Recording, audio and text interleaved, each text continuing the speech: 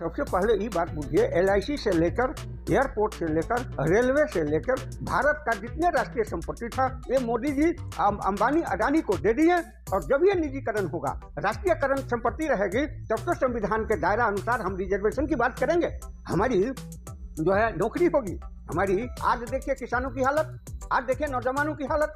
हमारे रेलवे में एक 30-30 लाख नौकरी पड़ी है, फिर भी निजीकरण के चलते वो अपने लोग को भरना करते हैं। रिजर्वेशन अनुसार से ही होगा। जब निजीकरण संपत्ति हो जाएगी तो वहाँ तो मेरी अधिकार पहले कुचल दिया गया, जो दलित इसमें ना आए, पिछड़े वर्ग ना आए और ये ना आए। और खाने के बाद भी पैसा चाहिए, उसे धन थकता है। बाबा साहब अम्बेडकर ने कहा कि जितने लोग तुम जाते हो मंदिर में, उतने स्कूल में जाओ, कॉलेज में जाओ, विद्यालय में जाओ। और शिक्षा वो शेरनी है जिसकी दूध पीने के बाद किसी को तुम दहाड़ोगे। हमारी अधिकार चाहिए, हम धर्म की लड़ाई में नहीं फंसेंगे। हम अगर समाजवाद में सामाजिक न्याय करना चाहते हैं तो सबसे पहले मोदी जी जात पात हटाएं, मोहन भागवत जात पात हटाएं।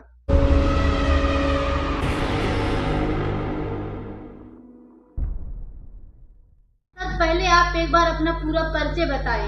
मैं नेपाल के जगदीश दास लोहनी, दलित आरक्षण मोर्चा पार्टी का राष्ट्रीय अध्यक्ष हूँ। वर्तमान में जो अभी सुप्रीम कोर्ट का जो फैसला आया 1 अगस्त को, तो उसको आप कैसे देखते हैं आरक्षण को लेकर? मैं कहता हूँ ये हम दलितों की फूट करने की साजिश मनुवादी और अदालत हमारे डेमोक्रेसी में बड़े होते हैं, उनकी फैसला कोई मानते हैं। तो ये सरकार द्वारा मनुवादी आदमियों द्वारा ये डिसीजन दी गई है, इस डिसीजन को हम विरोध करते हैं। दलित आरक्षण मोर्चा नेपाल के तरफ से विरोध करते हैं। और यहाँ के जो दलित साथी जो रिजर्वेशन की आंदोलन कर रहे हैं, चंद्रशेखर जी, चिराग साहब, हमारे साहब, ये सारे इसकी मैं समर्थन करता हूँ। और अदालत का डिसीजन का सीधे सीधे विरोध करता हूँ कि वो संविधान को मत छेड़ें।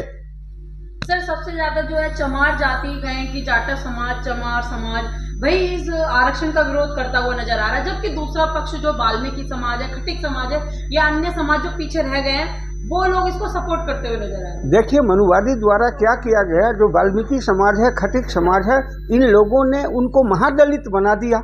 हम लोग तो दलित हैं, बाबा साहब के दिए दलित हैं। दलित में जो हमारे राम हैं, दास हैं, महरा हैं, जो भी आजाद साहब हैं, तो मनुवादी की सबसे बड़ी षड्यंत्र तो ये है जो हमें दलित को बांटने की काम कर रहा है, दलित और महादलित कहके। जैसे राम आठावले साहब, खटिक साहब सामाजिक न्याय मंत्री हैं और वो ये डिसीजन को समर्थन करते हैं क्योंकि वो मनुवादी से जुड़े हैं, वो बीजेपी से जुड़े हैं। इसीलिए दलित को ये मिशन को, रिजर्वेशन मिशन को भंग करने के लिए अदालत द्वारा ये दी गई है। इसको हम विरोध करते हैं और हम दलित हैं। कोई महादलित दलित न बदले और अधिकार की बात हो, हमारी अधिकार और भारतीय संविधान को मत छोड़े। आप लोगों को पता होगा कि बीजेपी के नेतागण कहते थे 4 से पार हो जाती तो बाबा साहब का संविधान समुद्र में फेंक दिया जाता और नागपुर का मनुवादी संविधान लाता और पंडित जी का पूजा पाठ, ठग ठठेरी, विभेद, ये सारे चीज करके दही चूड़ा घपा घप करता। ये मनुवादी की टीम है। ये मनुवादी लोग, ये सवर्ण लोग कल कांग्रेस में भी अच्छी मलाई खाएं और आज बीजेपी में भी अच्छी मलाई खाते हैं, पद की बात करते हैं। इसीलिए अदालत की मैं गुंजाइश करता हूँ यहाँ सुप्रीम कोर्ट से, मैं 10 उंगली जोड़ के कहता हूँ सुप्रीम कोर्ट, आप हमारे दलित के बीच में विभेद मत करें, पार्टी में मत बांटे। हमें अधिकार जो बाबा साहब दिए हैं संविधान में, इसकी आप युद्ध दें। आप टोटल देश की संस्थान निजीकरण कर दिए हैं जिसमें हमारी आरक्षण खत्म हो रही है, आप राष्ट्रीयकरण करो।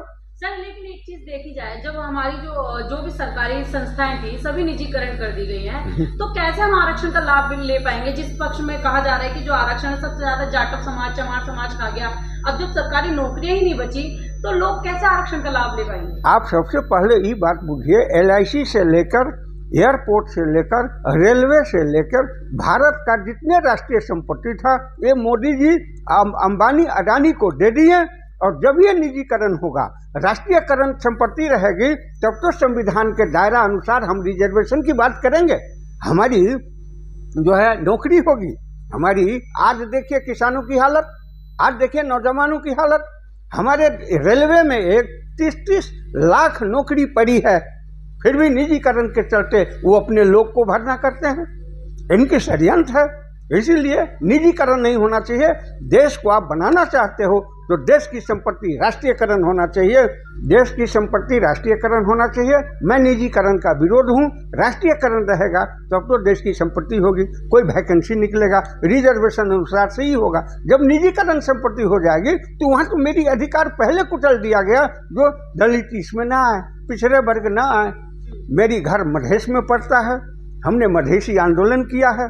हमने आज भी कहता हूँ, कई साथी पूछे कि भाई जनकपुर के सीता जी और राम को बसाएं मोदी जी, तो मैं मोदी जी से कहना चाहता हूँ कि जनकपुर से 10,500 भार, 14 किलो चांदी का खड़ाम वगैरह वगैरह और सोने लाए गए, मगर आपने सीता माता को जनकपुर बेलगा दिया। क्या प्रधानमंत्री जी आपका यही बात होनी चाहिए जो किसी का वाइफ हस्बैंड में अलग कर दो, खाली राम की ही प्रतिमा लगे कि सीता को भी लगना चाहिए। राम से आपने एक बात याद दिला दी। अभी फिलहाल ही में देखा जाए कि राम मंदिर के अंदर एक दलित बच्ची के साथ लगातार 9 दिन तक बलात्कार होता है परिसर में।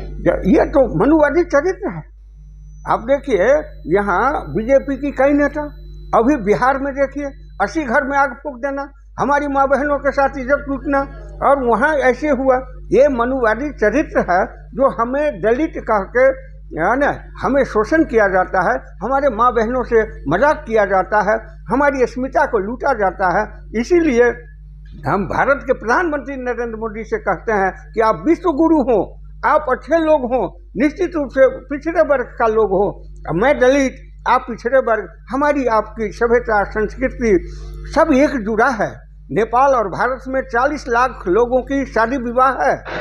और कहा जाता है कि जो लोग नेपाल से आते हैं वो कहते हैं कि ये नेपाल तो राम जी की ससुराल है। इस तरीके से लोग भारत और नेपाल का नाता जोड़ते हैं। वहीं बुद्ध को एक तरीके से खत्म कर दिया जाता है, बुद्ध की कोई चर्चा नहीं होती, जबकि नेपाल में जो है बुद्धिज्म जो है काफी पनपा अभी भी है। उस पे क्या कहेंगे आप? मैं ये कहूँगा कि राम हो, कृष्ण हो, हमारे सनातन धर्म हिंदू वर्ण व्यवस्था की धरोहर हैं। आप सनातन धर्म किसे मानते हैं, हिंदू धर्म को या फिर बुद्धिज्म को? मैं बुद्धिज्म को मानता हूँ। लोग कहते हैं सनातन धर्म तो हिंदुओं का है, जो राम का है। गलत बात, इसलिए कि बुद्ध हमारे समतामूलक समाज बनाने की दिशा दिया, बुद्ध ने हमें आज़ादी दिया। ये सनातन धर्म में भेदभाव, छुआछूत, पूजा पाठ, हेरा फेरी, दही चूड़ा घपा घप, और खाने के बाद भी पैसा चाहिए, उसे धन थकता है। बाबा साहेब अम्बेडकर ने कहा कि जितने लोग तुम जाते हो मंदिर में, उतने स्कूल में जाओ, कॉलेज में जाओ, विद्यालय में जाओ। और शिक्षा वो शेरनी है जिसकी दूध पीने के बाद किसी को तुम दहाड़ोगे।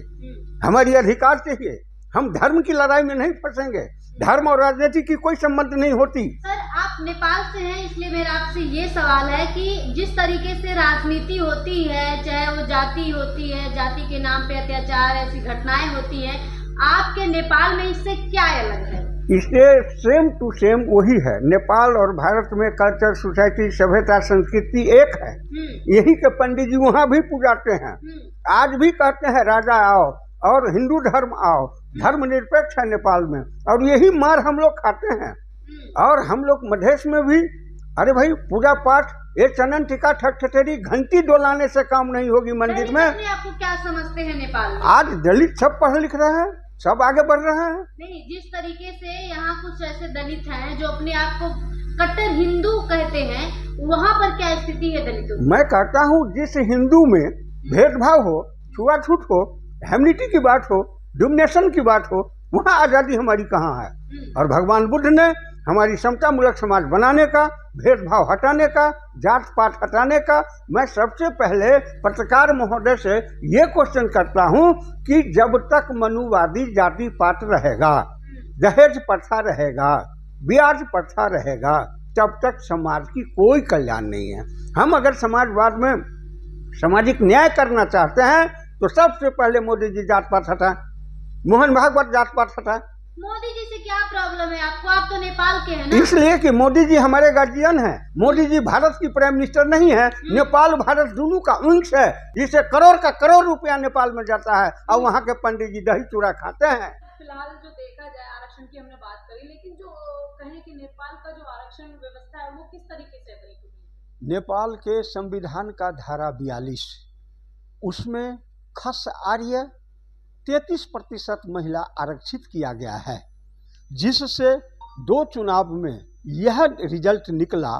जो 42 आदमी नेपाली कांग्रेस, एमाले, माओवादी पार्टी का 42 आदमी सांसदों का बीबी सांसद है। नेपाल में पार्लियामेंट नहीं है, फैमिलीमेंट है। और उसके बाद एक भी दलित नहीं, एक भी महिला नहीं, एक भी कुछ नहीं। इसीलिए संविधान की धारा 42 सामाजिक न्याय हक महल को बदल करके समतामूलक समाज की आरक्षण लागू हो। Please give reservation system in country law, without win other not allowed. मैं कहता हूं ब्राह्मण तुम 8% लो, बीसी आने जो पिछड़े वर्ग हैं ओबीसी 8% लो, हम दलित 40 लाख हैं, हमें 8% दो। मुस्लिम इस देश में 21 लाख है, इसको तुम 4% दो। अल्पसंख्यक अलग जो साक्षर लोग हैं, धर्मावलंबी लोग हैं, उसको 1% बांट दो। राष्ट्रपति का 1% बांटो। और 8% ब्राह्मण आरक्षण अगर खस आर्य को देते हो तो उसमें 4 महिला करो, दलित में 4 महिला करो, बैकवर्ड में 4 महिला करो। अन्य समतामूलक समाज की आरक्षण नेपाल में नहीं है। वहां जो जीतते हैं, बताइए किसी भी देश में ऐसे हैं जो राष्ट्रीय पार्टी का 40-40 एमपी का बीबी एमपी हो? तो पार्लियामेंट है कि फैमिलीमेंट है? इसीलिए हमारे राष्ट्रीय अध्यक्ष, मैं जनमत पार्टी का एक सिपाही हूं, आरक्षण का राष्ट्रीय अध्यक्ष हूं। हमारे राष्ट्रीय अध्यक्ष डॉक्टर CK राउत ने पार्लियामेंट में कहा कि ये फैमिलीमेंट है, ये पार्लियामेंट नहीं है।